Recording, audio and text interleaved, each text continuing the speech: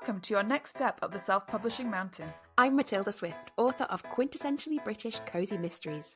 And I'm Samantha Cummings, author of young adult books about magic, myths and monsters. I've written the books, Changed their covers, tweaked their blurbs, tried tools from a dozen ads courses. and I'm still not seeing success. Now, we're working together to plot and plan our way from barely making ends meet to pulling in a living wage. Join us on our journey where we'll be mastering the pen to snag that paycheck.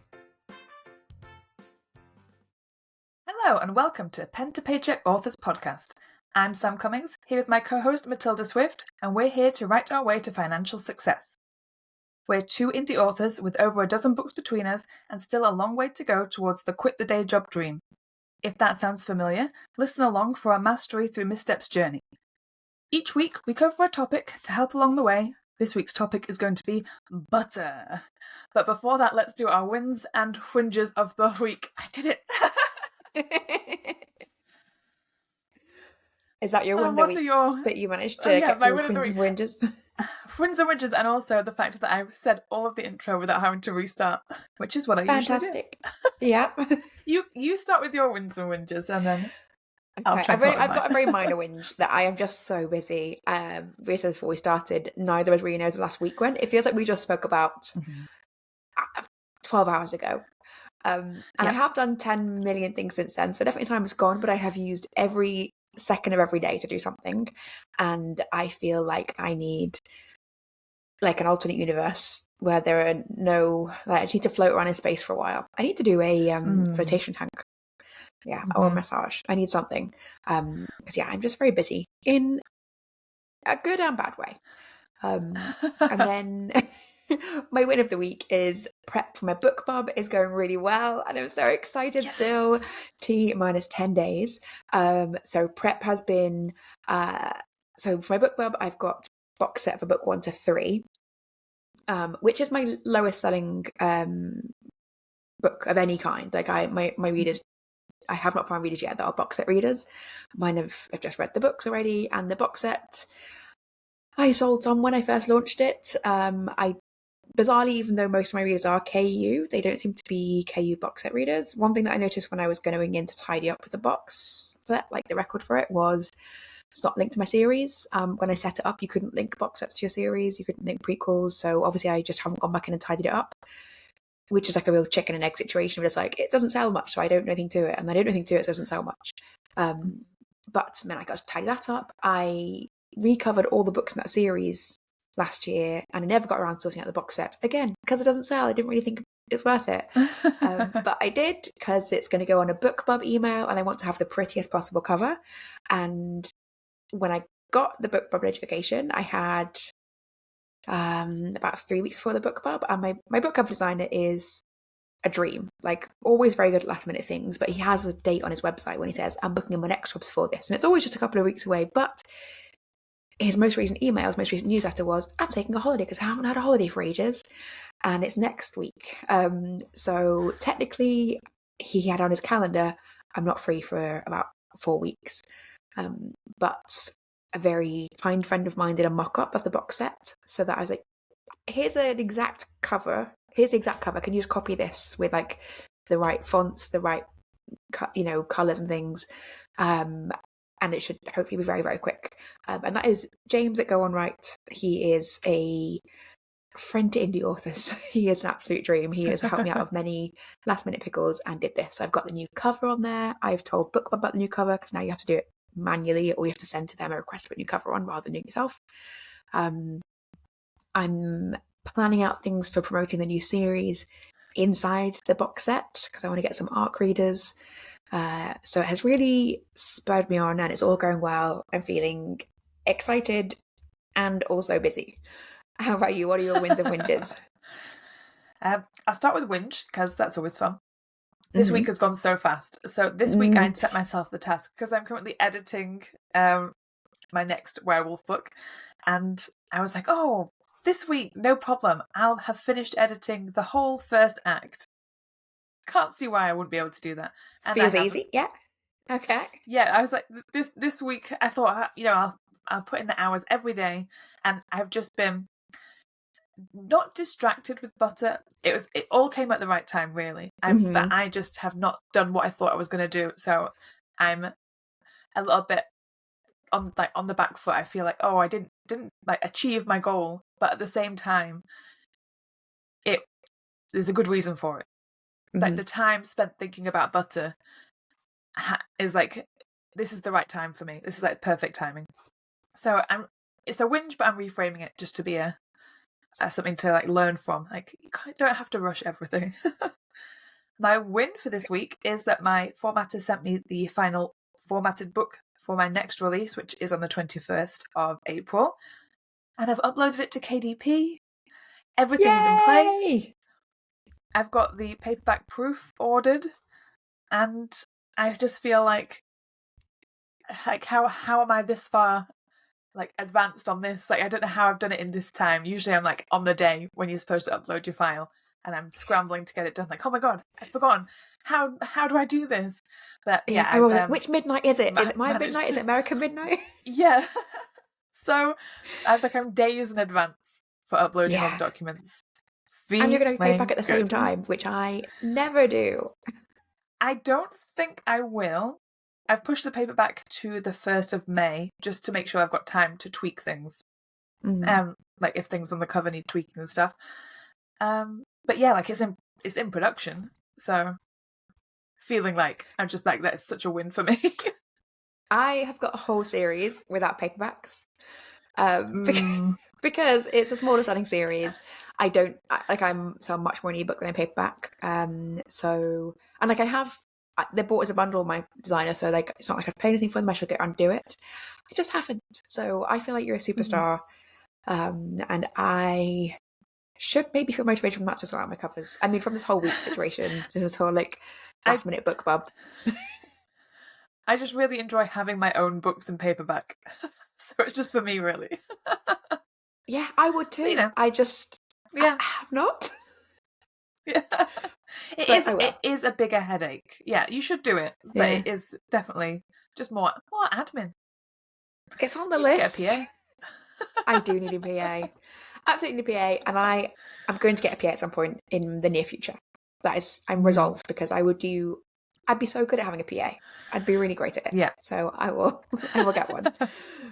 Okay, but I think we are both incredibly excited about this week's topic, like unreasonably so. Yes. And surprisingly so. So this week's topic is butter. What is butter? How do you use it, and how much do you use? Those are our main questions for the week. Do you want to get us started off, Sam? Oh God, how do you describe butter? So I like to think of butter as the hot sauce, the thing that just makes something a little bit better. So you've got all your tropes, and you've got your genres, and you've got all of your things, and it's great. It feels great, reads great. But the butter is what makes things extra tasty. And it's always... I feel like we should go slightly further back and just make sure people know if you didn't listen last week. This is from Theodora Taylor, genius at large, romance writer, writes interracial romances, who realised that she was selling outside of her quite small niche, and realised why she was doing it was because she was using a thing she calls butter, also known as universal fantasy, which is the thing that makes you go, oh, I absolutely have to read that. I heard a great definition from her. I have read and heard maybe every word she's ever written and spoken this week because I'm obsessed. And she said, the trope is what it is, and the butter is why it's good. So it's like, it's the thing that makes you have a feeling. It's a thing that you tell people about. Yes, it is a feeling, but definitely a feeling-based thing.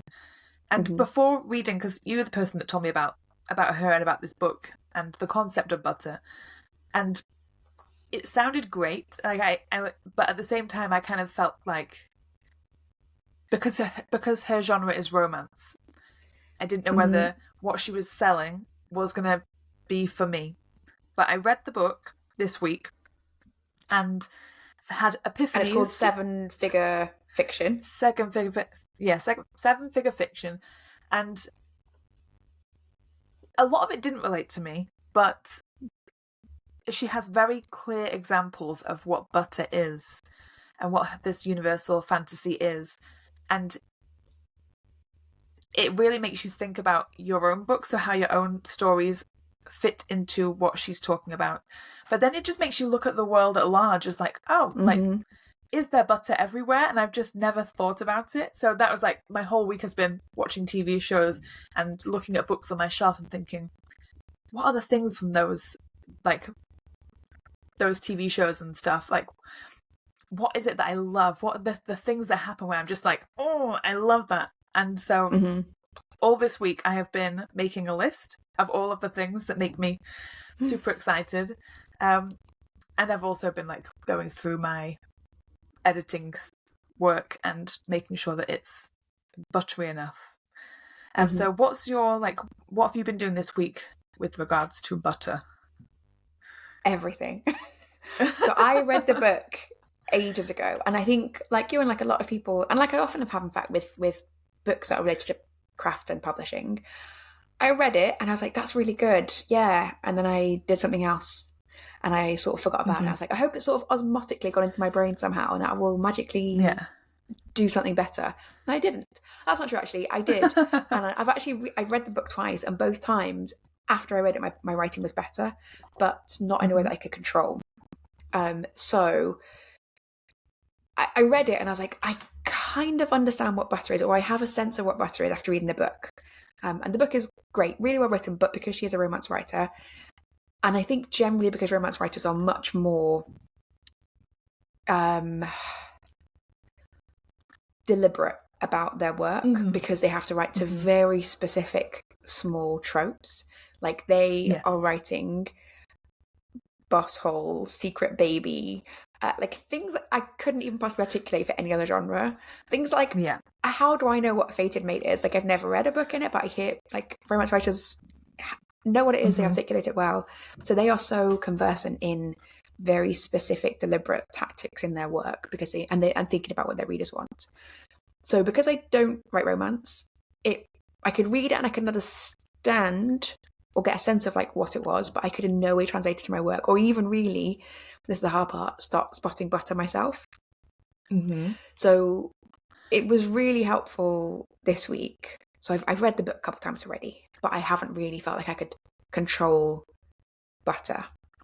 I was not a pastry chef yet. I think I am now a pastry chef. So this week I have subscribed to her Substack, which has got several years worth of articles in there. I have read every single one in this last week. I have gone full butter brain. Well worth subscribing. Even if you just subscribe for a month and read everything, it's just £6. Great to do. And just to see her talk about it in so many different ways. I've also listened to many podcast episodes with her and read other people's articles about the same thing.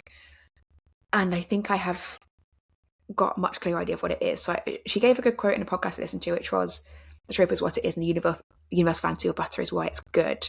And she often gives the example of Beauty and the Beast.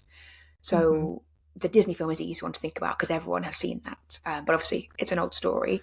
But Beauty and the Beast is about someone who is, kind of the trope is like kidnapped by a beast. Like you see it in like Alpha Boss, things like that. So it's like a trope of like, a big monster comes, takes you away, but it's got lots of butter in there of like taken out of your provincial life. So someone who's just like, their life is fine and they are a person with lots of control and they're smart, but it would be a lot of boring hard work to go and get a job in the city and, live by yourself and pay your own bills. It's quite tempting to have like someone big and powerful just sweep you away.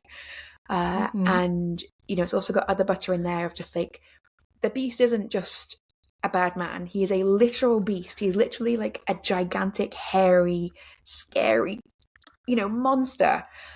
That is the butter. It's not just like he's kind of a bad guy. Gaston is kind of a bad guy.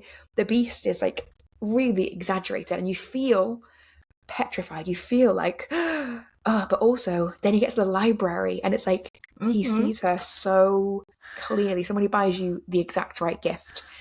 And the thing that Theodora Taylor does is she articulates these butter fantasies so well in a way that I absolutely can't do, and I really want to be better. And I have got better at it this week, but she just finds and labels them really, really well.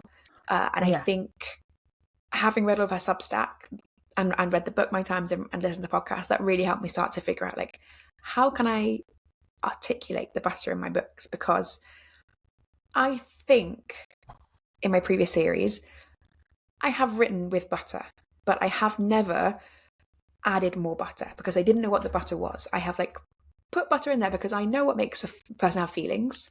I can make a person have feelings, but I can never be like really, really deliberately, this specific scene gives you this specific feeling, and not just like happy, sad, but it's like connected to a deeper. And I think universal fantasy is such a good way of putting it, because we do all have that fantasy of like someone big and powerful just taking us away from our like quite boring lives.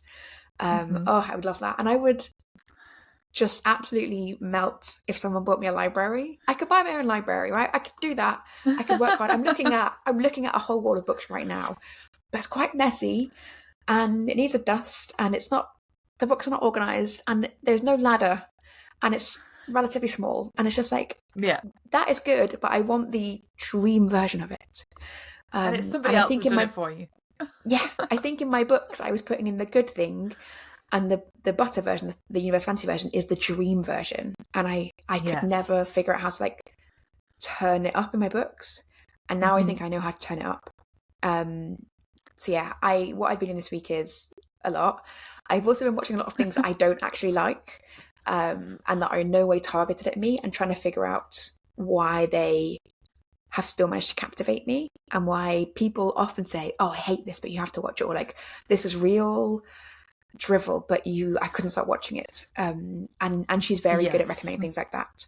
So a couple of things that like are in no way targeted at me, like they're not my genre, I would not be interested. I watched the beginning of Virgin River and Emily in Paris, which both of those things we talked about that people have said to us many times, you have to watch this. And like, in no way are they things that I would want to watch, or that like people are aware of things. They're nothing in common with things I watch. But I watched the beginning of Emily in Paris, and I could watch more. I could watch more, and I hated her. She's the worst person ever. I've watched the whole thing. Yeah, I've watched the whole thing.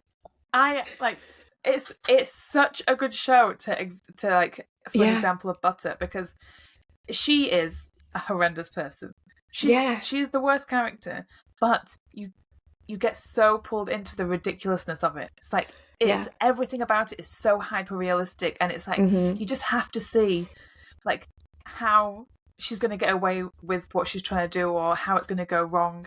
It is insanely good for things like that. Like, there's a TV show that I'm watching at the moment, which it's got the same level of kind of silliness across the bar. So it's not like you have a couple of really exaggerated characters and a couple that seem normal. You're in this heightened whole world. Butter is throughout it. The clothes are buttery. The Paris doesn't look that nice in real life. It doesn't smell that nice in real life. As they respond like, oh, we're all just sat out here having these long lunches and life's fantastic. Yeah, like where's this? Strikes. Yeah, it's like somebody who's written a show about Paris, but they've never been to Paris. Probably true. I love it. Yeah. What you're saying, you're watching something else now. Yeah, so I'm watching this show, and I started it maybe a month ago, and I'm 5 seasons in. So just taking a drink then, absolutely was choked. My sister has terrible taste in TV show and films, like hilariously so. So she recommended I watch this TV show, and I was like, I don't think I'm gonna watch it. But then I put it on, and I watched the first episode, and I texted her and I said, I hate this, and she said, I know, but you'll keep watching it. And I watch it every day. And Are you gonna so filled what it is? with butter. Yeah, it's called Good Trouble. It's on Disney Channel. And like the characters are all like it's 5 seasons of it, and there's a spin-off where it's like a prequel. Oh my god, I don't know how these things. And obviously, I'm gonna watch that. I'm gonna watch it. The characters are all like, every character makes the wrong decision every single step of the way, and they make me so angry. But the situations are butter. That is a butter that I have seen Theodora Taylor articulate, and she calls it strong wrong. And I was like, yes. Watching someone so confidently make the wrong decision, you're there like screaming at the screen, like, no, I don't run up the stairs. The strong wrong. Yeah. Like, yes, of course that's a buttery scene. Of course we want to watch that. Every single relationship goes wrong because people don't tell the truth. They don't tell how they're actually feeling. So I've watched a will they won't they relationship. No, but that's the thing. Like, there was this relationship that was like every season it's like, oh my god, are they actually going to tell each other they love each other? No, they're not. Next season, this is going to be the season. And what's season 5 now? They're finally together, but I feel like it's about to crumble, and I know it's going to crumble. There was an episode where I knew exactly what was going to happen, and because I knew exactly what was going to happen, I was happy that it happened. I was like, these two guys, two different love interests, they are going to have to team up to save her. And they did. And I was like, oh my god, one of them, he's going to get shot. He got shot. That was butter. I knew it was going to happen. And I was so excited for it. I was like, oh my god. And then the next best thing, he got shot, went into a coma. Guess what happened? Woke up. No memory? Amnesia. Oh! No memory. Perfect. Of course. Yeah. Worst show in the world. Full of butter. Can't stop watching it. The one that I'm just listening to a podcast right now from Theodora Taylor, and she was talking about like her butteriest thing that in fact is so buttery she cannot trust herself to watch it, that she has to only like listen to recaps and like read about it, is Love is Blind. I have watched the whole series of Love is Blind. Love to hate it. I can't let myself watch another season because it's so bad. And again, you know exactly what's going to happen, and you hate all the people because they're making such terrible decisions. You're like, why are you no, of course he's a bad guy. You listen to what he's saying. I'm like shouting at the screen, run. Yeah. He's lying to you. Yes. Oh, and I feel the pit of my stomach. I do think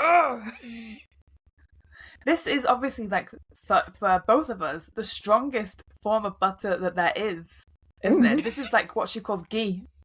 This is like the real stuff that gives you a stomachache because it's like so rich. Like the bad people that you can't not follow through on. Yeah, I think so actually when oh, love it. Yeah, I think one thing that I really felt like in my very first book in my first series that felt very engaging and that most people connected with, and that I really made me feel like I know I'm onto a good thing here, was when the very first conversation is between the main character and her nemesis, who is the worst person ever. She's like mean for this, almost for the sake of it. Like, she is superior, and to see her like get cut down a peg is like the best butter in the series. And I think I'm literally just thinking this, like I don't think I have that in my new series enough. I have upped the butter in several parts. So since we've started reading about this, I took my first chapter and I spent all week working on it, trying to get the butter in. And part of what was making things buttery was actually taking some stuff out, some stuff that distracted from the really buttery parts. It just felt like filler. And it had belonged in before when there was less buttery stuff. It had felt more like, oh, I'm adding texture, but now kind of I want every single interaction to have a very strong buttery element. Like, it has to be doing something that makes you think, oh, yes, no, I'm tortured. Yeah. So the very first scene is her having an interaction with like former school friends, and in my initial version of it, they were kind of like, she remembered how mean they'd been, and she just blanked them and walked away. And I was like, okay. And then when I wanted to add butter to it, I had her pretend not to remember them, and she was like, oh, I remember you guys. I met you like down in another place we were. She was working on a food truck, and you guys fell in the mud. Gosh, that was also awfully embarrassing for you. And then walked away.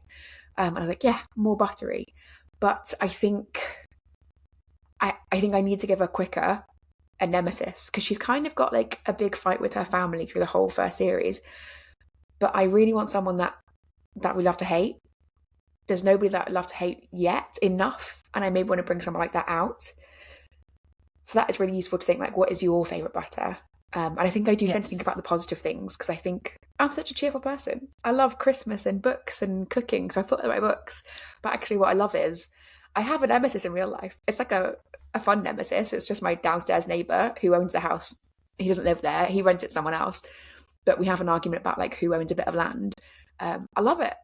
When, you know, it has no real life consequences. I'll never see him. It's just like, I love the feeling of having a nemesis in real life. So I should put that in my book. I need a better nemesis. Yeah. I'm going to make myself a note to that. Nemesis. So Although I haven't done this yet, I know you have been doing this, which is like thinking about writing blurbs and ad copy, which are just So helpful. just filled with butter.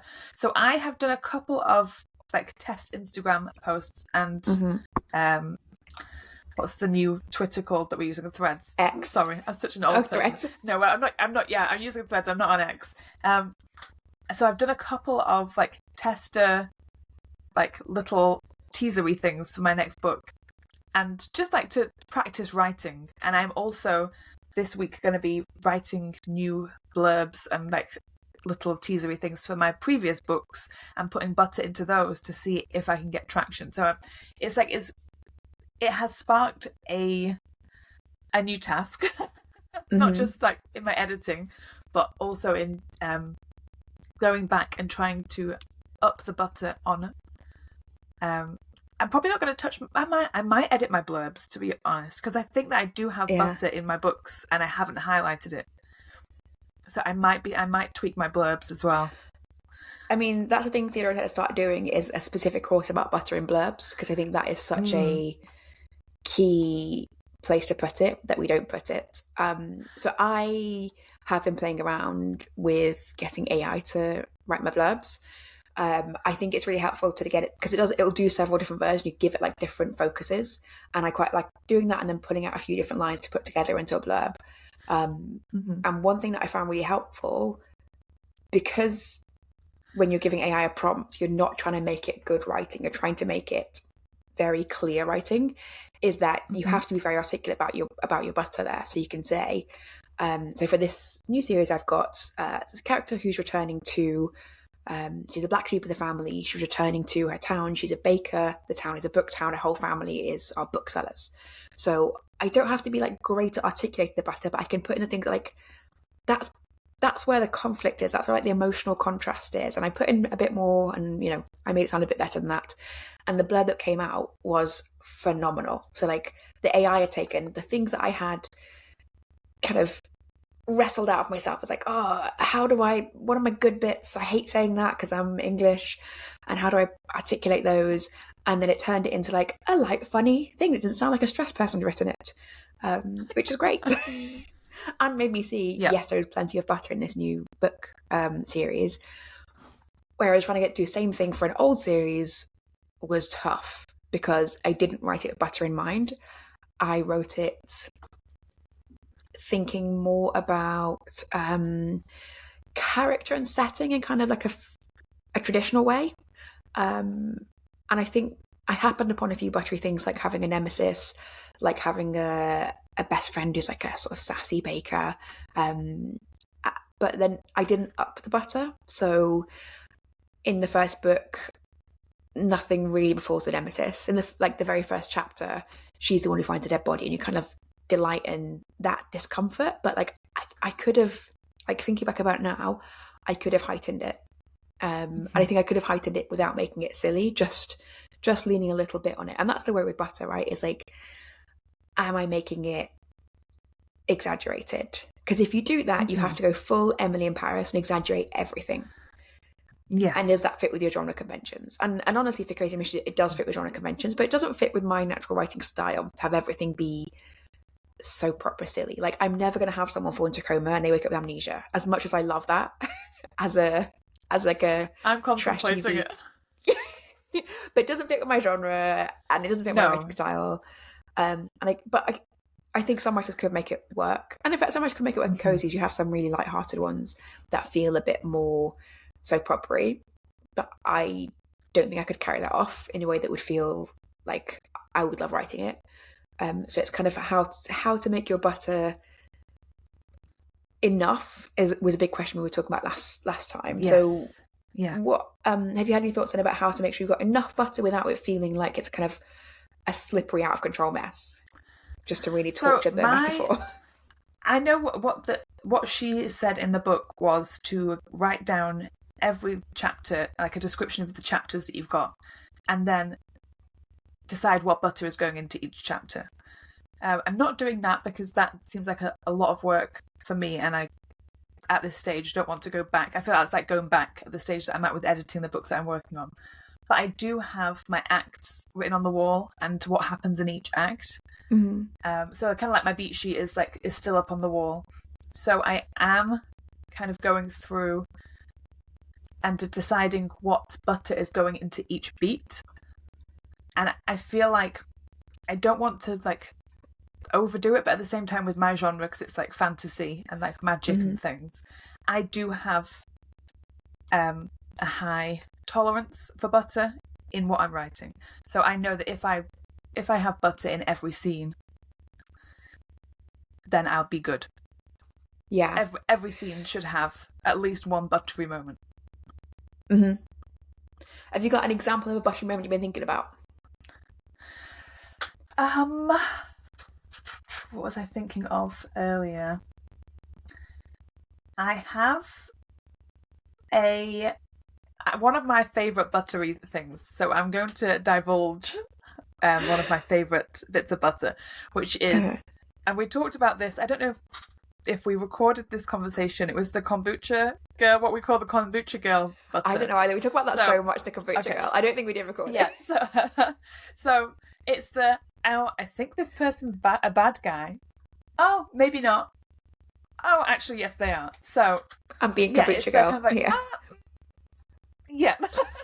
So I have got a guy in my book, and he's an absolute like total a-hole, but they kind of rely on him to help, and then he does help, but he also is like, he's actually not going to turn out to be such a great guy.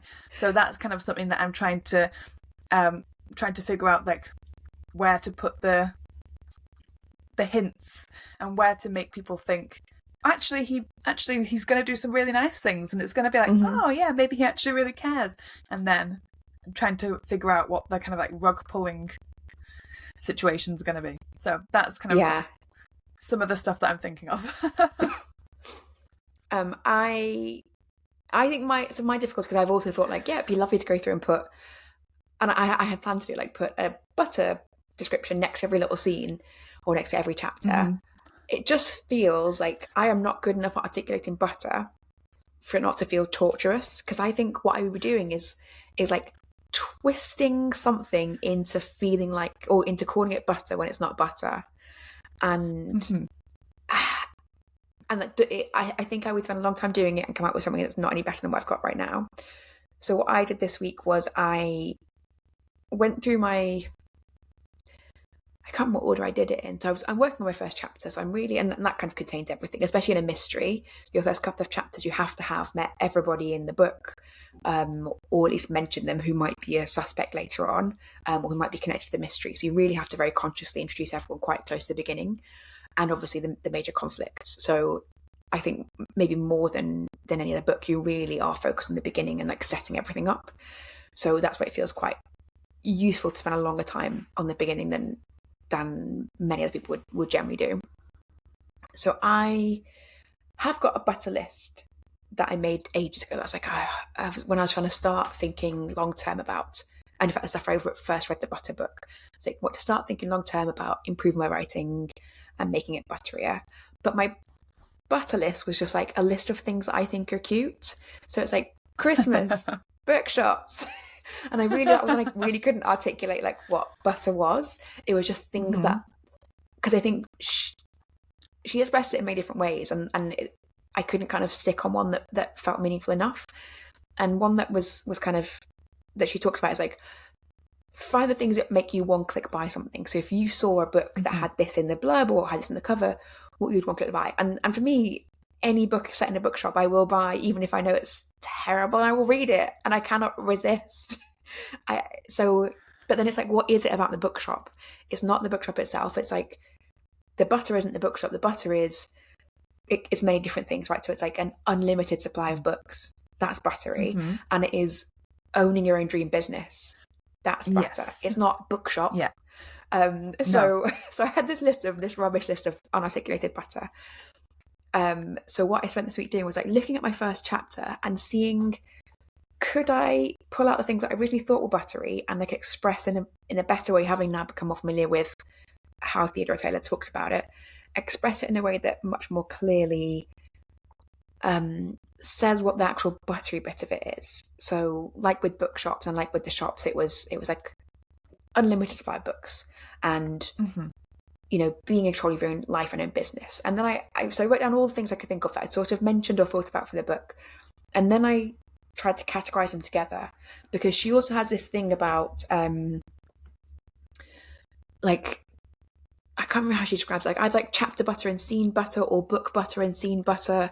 There's like a difference between different levels of butter and like how you want to express them. So I've got kind of big levels of things, so like small town, family conflicts. Those are kind of categories of butter that I've got, and they're in the book. There may be more themes than you might even, if you're writing romance, you might think of them as tropes, because you maybe articulate them separately.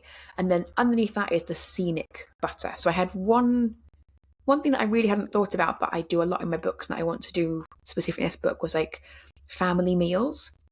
And the butter in a family meal, and I think Theodora Taylor talks about this in one of her Substack posts, which again, very well worth reading. In the family meals, in fact, I know what it was about. It wasn't there. It was in the Facebook group, which I'll also put a link to. There's a Facebook group for 7-Figure Fiction where I think I sent you the link, Sam, where people talked about their favourite butter in small town. I think it was small town romances, but people talk about small town generally. And Cozy Missions are all small town. And one thing they talked about was family meals. And it was about, so all the kind of buttery things in there were having like a parent figure serving thing, like someone serving, the slow pace of it, the maybe traditions that you have in there, the tolerance of kookiness. So like there'll be someone who only eats, you know, marshmallows, and you're like, yeah, there's their marshmallow dish, and that's lovely, right? Like we love like the tolerance of kooks, and like that's a big thing for my books. So I made a list of like many things that all belong under family meal, and this includes like found family or kind of anything that comes under community meal. And I had things like small town, and then it was trying to think of specific things I love, often from Gilmore Girls. So it was like saving a community asset, like when they had the knit-a-thon to save the bridge, and then they're all annoyed when Christopher puts all the money in, because the thing was the knit-a-thon, which like Christopher, and I love things like that. But it's also anti-rich. And it is valuing like community and attention and your time and your company. So figuring out how to put on the page that feeling, and I love those scenes where you're all working together to save a bridge, right? Because you don't need a bridge, or someone could pay the money to make a bridge. That is boring. That's what's happening in your real life. In your real life, you write a letter to the council, you write an angry letter to the council, they do nothing about it, you complain about it on Facebook a lot, and then finally 5 years later they make a bridge. In Fantasyland, you have a knit-a-thon. Like everyone takes a day off work, spends a whole day knitting, and like you sponsor each other to knit. Makes no logical sense, but it's delightful. No sense. Yeah, love it. One of the best scenes. I just love that whole thing. The giant knitting needles. Everything was so good. Spaghetti with breadsticks. Yeah. Oh my goodness. And that's all butter, right? It's like, it's not just taking the thing. It's like, then you add to it, like you add the garlic to the butter and you brown the butter. You're not just serving regular butter there. You are enhancing it in every way you could possibly think of. So I made myself a list like that. And I think I'm not going to go through and write in this scene or in this chapter, I will do this. It's like, I'm going to keep this list in front of me. And as I'm writing, think, okay, I know what I want to do is I want her to go into her dad's shop. That's actually the next scene. She goes into her dad's shop. What's butter there?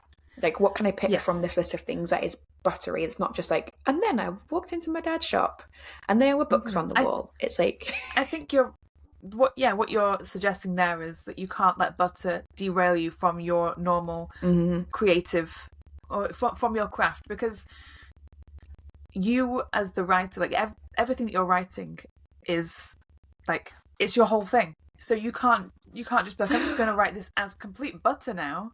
Epiphany. Go on. Right. Yes. No one starts a recipe with butter. No one looks in their fridge like, okay, I've got butter. What am I going to make? You start your recipe with like, okay, I've got a pepper and I've got some noodles and I've got some bean sprouts Sneed making. It's like, oh, it's not going to taste very good. I'll make that and I'll add some butter. So like, you don't start with the butter. You add the butter to what you've got. Epiphany. Yeah. And Epiphany. I think I am too often trying to start with the butter.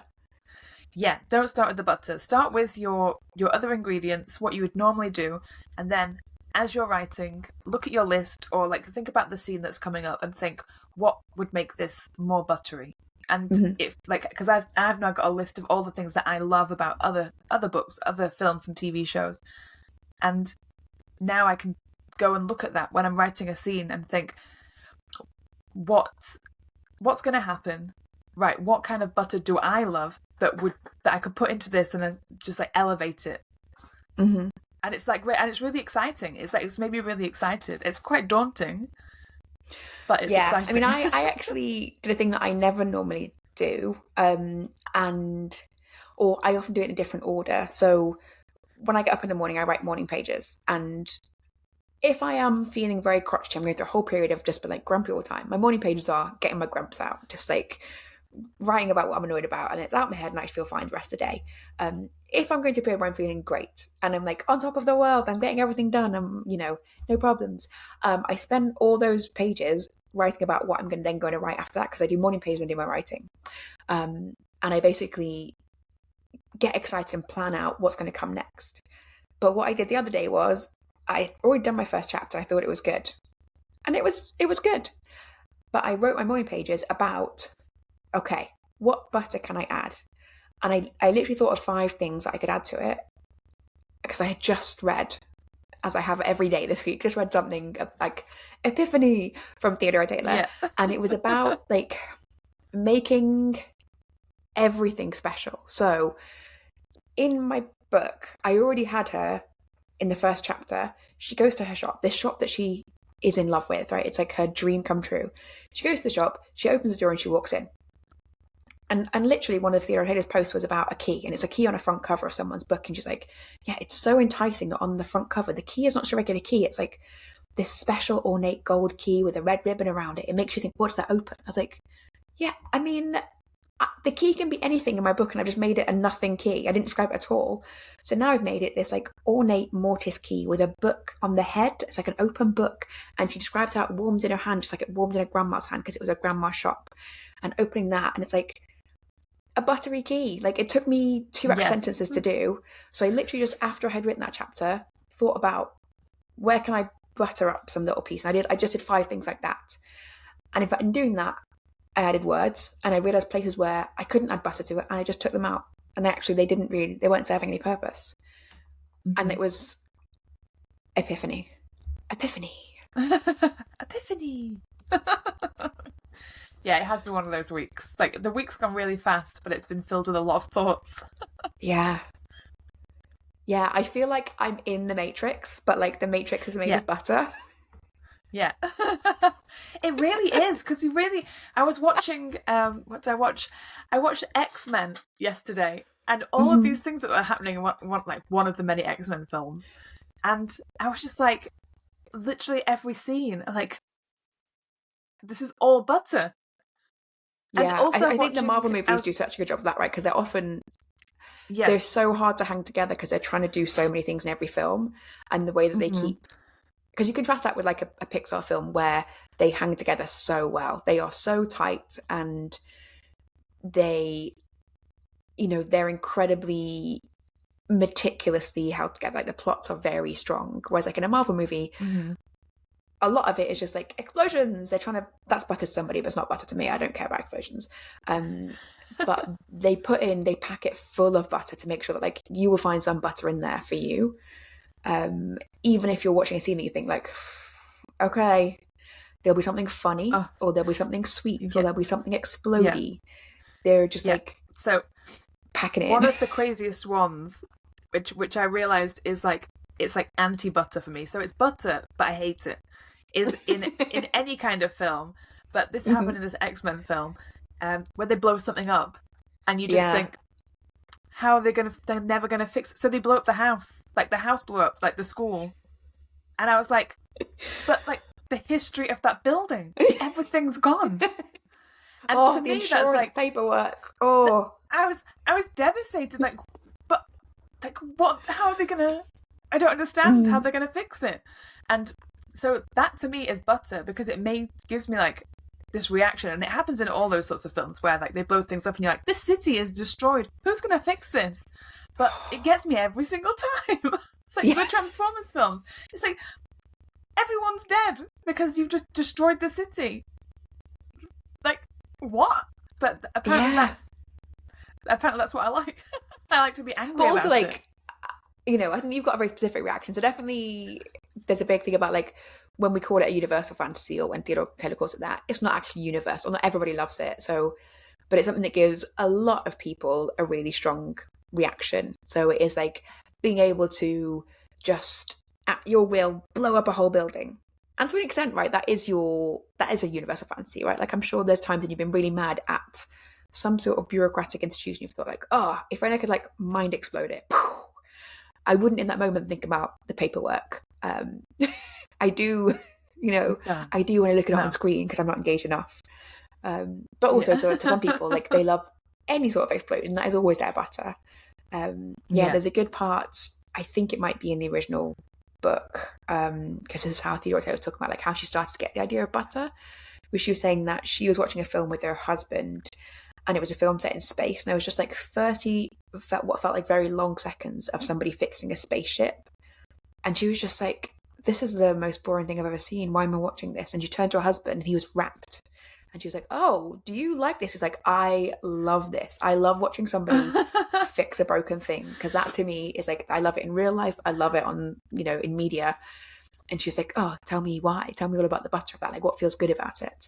They talked about that. And that is like part of how she started thinking about butter, I think. And so, they're not always universal. They are people that are different, but there will be, to some extent, universal. Like I have a house that's had many leaks over the years. So I also have a bit of I would love to be able to fix something with incredible ease, and it never causes a knock-on problem. So when I see people, I realize that I love this when I think about my bucket list. I love like fixing up your dream house.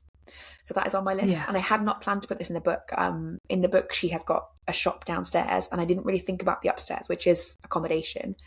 But I've realised that actually a great subplot of this book would be her fixing up the upstairs, because, I love somebody making the dream house. I mean, you can see behind me, my house is like, this is a very small part of it, but it is full of eccentric details. Like this brick wall here was previously covered in white plaster, and the plaster needed replacing. And I was like, no, let's just expose the brick. And there's 2 giant fireplaces behind me. They're just like fantastic original features.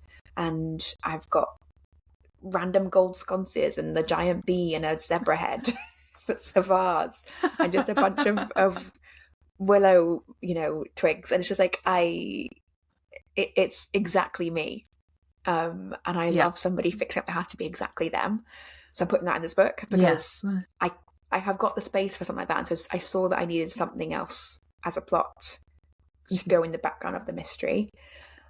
And it could be something that, who doesn't love that? Who doesn't love fixing your dream house? Yeah. And do you think that the longer, like the thing that I don't think it's really something I worry about, but definitely something in the back of my mind is, how will you ever run out of butter? Because you don't want to be rehashing the same stuff. Although saying that, I think you do. I think that's a thing. Yes, it is a thing. I think that we as writers are like, oh, I don't want to keep telling the same stories over and over again, like, and everyone else is telling these stories. But yes, like people love to just read the same things or watch the same things over and over again. Like I'll watch any TV show with vampires in it. Like, I don't care. I know all the lore. I know like everything that's going to happen in it, and I'll still tune in. I don't care. I mean, if you get the Twilight books, right, you get the same book 3 times now. The same book has come out a 3rd time, just from different perspectives. Because I think even not just like the genre vampire books. I have. Because I think it's not just vampires, but like you want the same thing from the same author. So if you know somebody is always good at sassy friendships, you're not going to think, oh gosh, another sassy friendship. You can think, oh yes, I want another sassy friendship. I'm going to come to this person. I'm trying to think of an author where it's like if you go to a Stephen King story, and they're not all the same, but they all have like working class hero, right? That's the plot of all of them. Is like someone who's pretty powerless, who through their grit and hard work and their being slightly special, right? So like something innately special about them, they save the world in some way. Like they might just save their world, but they save the world in some way. If I went to a Stephen King story and it was about a princess in like fighting a dragon, I'd be like, it's probably good, but it's not. That's not what I've come to you for. I would say like John Green is a good example of that in the YA space. And he's got like, one of his books being turned into yet another like TV show or film. I can't remember what it is. And I know like I will always buy his books because they will just make me really sad and depressed. Yeah. and that's what I want from his books. Yeah. If you went to one and it was just like, you know, the new Game of Thrones, no, it could be good, but you don't want it. No, I want to be like, I want to live vicariously through his depressed young characters. Yeah, like earnest, wise beyond their years.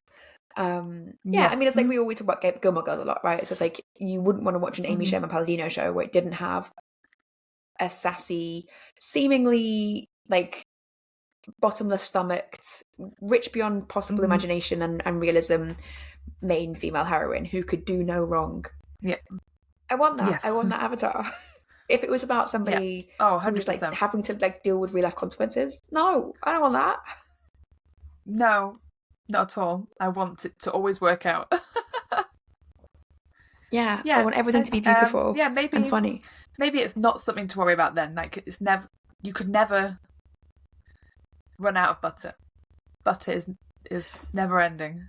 It's an infinite resource. I think I think it's something to think about though, in that like, so I've got a nemesis in my first book. I maybe want to be careful that I don't have the exact same type of nemesis in my second book or in this new series.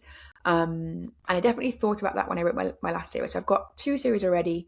They're quite different innately, but in both series there's someone who's like a powerful sort of government-y person, right? They work in like a local council or they're the mayor, and they are a bit of a power-hungry person. But that's kind of where the similarities end. They're different apart from that. But I definitely want this nemesis to be in some way quite different. And I don't quite know how that will be. And I don't know, because I've written, or my idea for this book is that like one of her relatives is going to have quite a strong like enmity with her.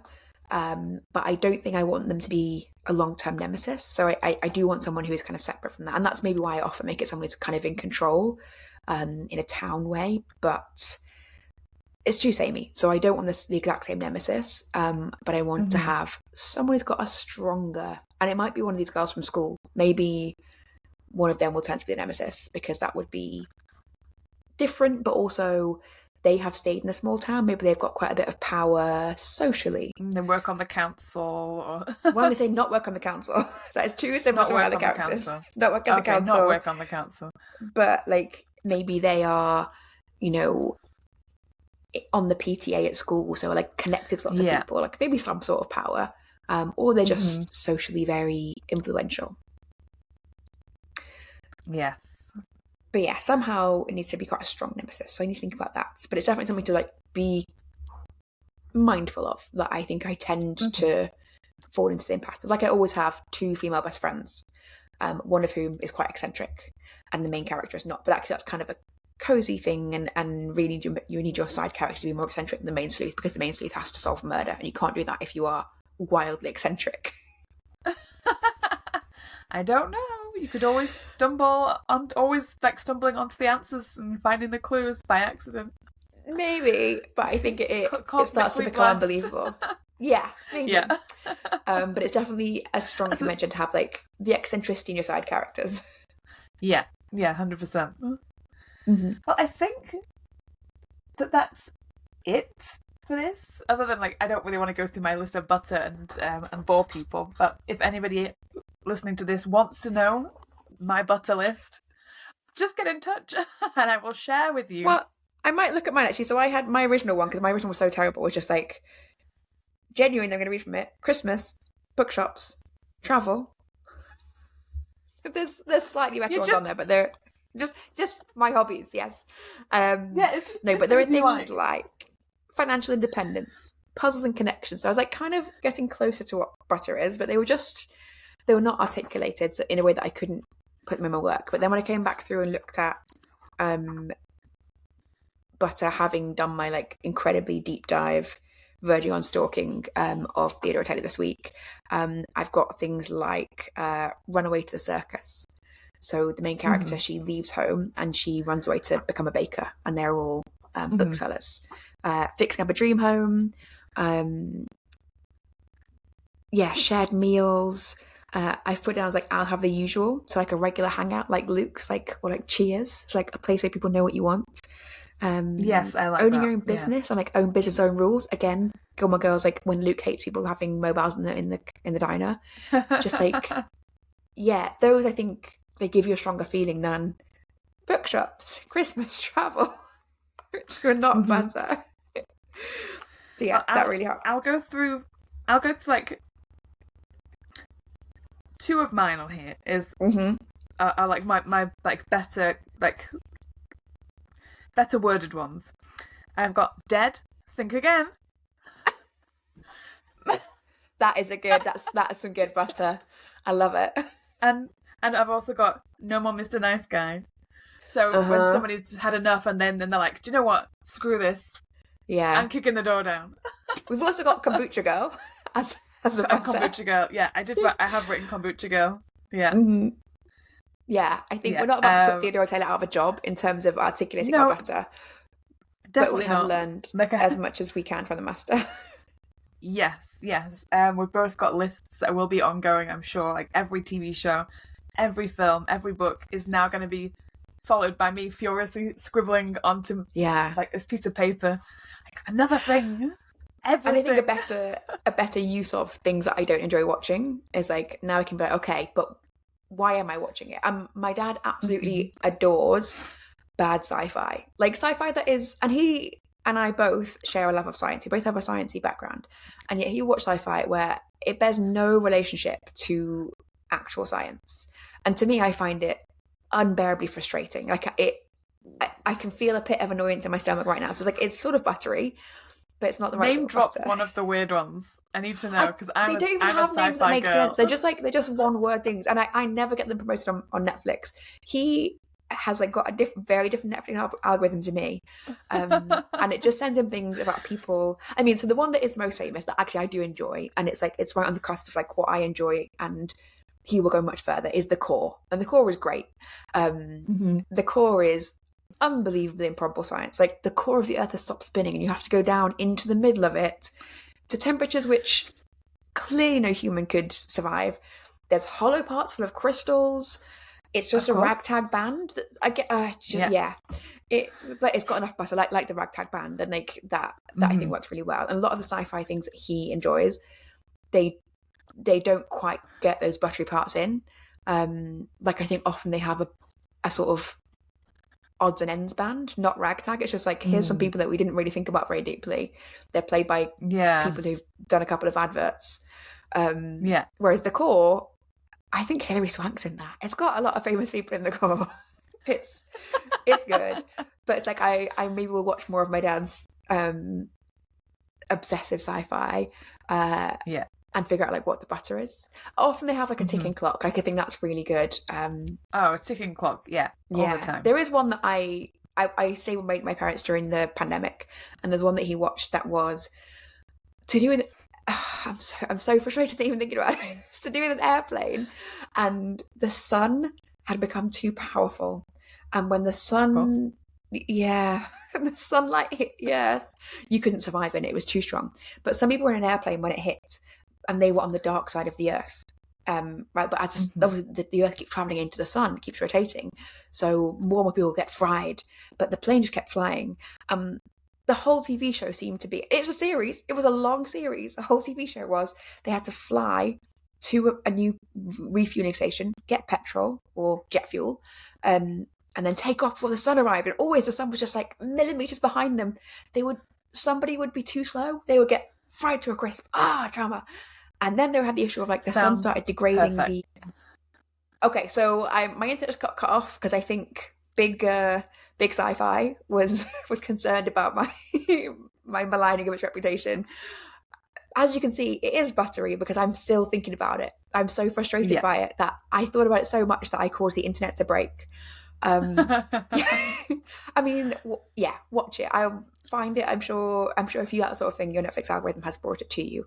But it has got. I think that problem I have with it is it's so buttery, and it's so manipulative because it would always have this like the ticking clock. There was always some sort of like short-lived, strong emotional reason for them to be doing something. So it'd be like, this baby needs medicine, but we've never seen this baby before 5 minutes ago. Quick, let's get the medicine. And it was just really, you could see the mechanics on the page, like, and it frustrated me as a writer. So I think the good thing about butter is that it gives you something positive to take out of even the worst thing that you're watching or reading. Yes, yes, yeah, 100%. Right, yes, we'll definitely end it there after that absolute monstrous tirade against sci-fi. I love sci-fi. I think that's the problem, is I love sci-fi and I don't love bad sci-fi. Okay. Next week's topic, we are continuing our series of writing as marketing, and the next episode is going to be on marketable scenes and quotes. So do you have any thoughts about that right now? I think that is something that I am bad at, and I was sort of starting to think about it this week because I want to be better at it, and I have no idea how to go about it. And I actually don't really know how much about how to research it because there's no Theodora Taylor of this topic.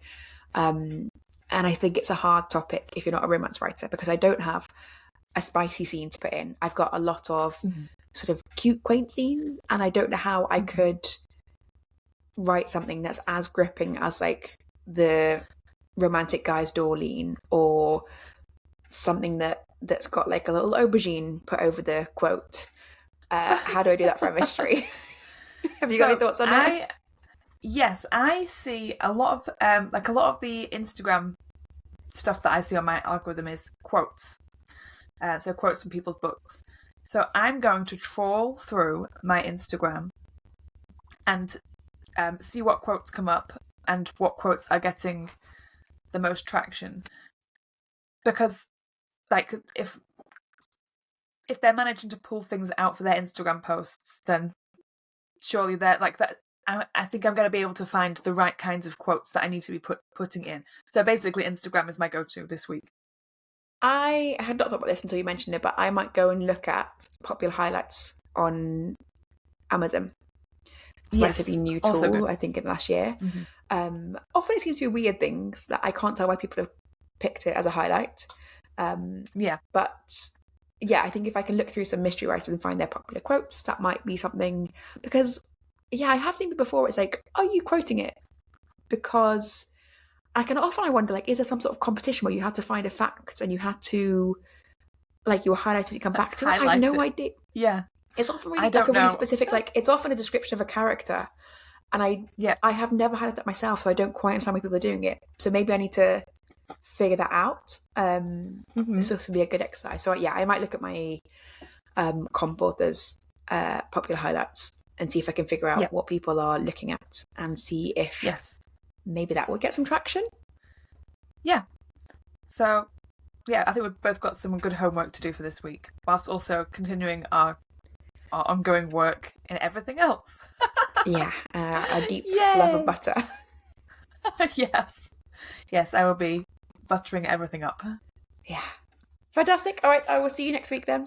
Bye. Yes, you certainly will. Goodbye. You've been listening to Pen to Paycheck Authors. Stay tuned for our next episode, and don't forget to subscribe to learn how to write your way to financial success.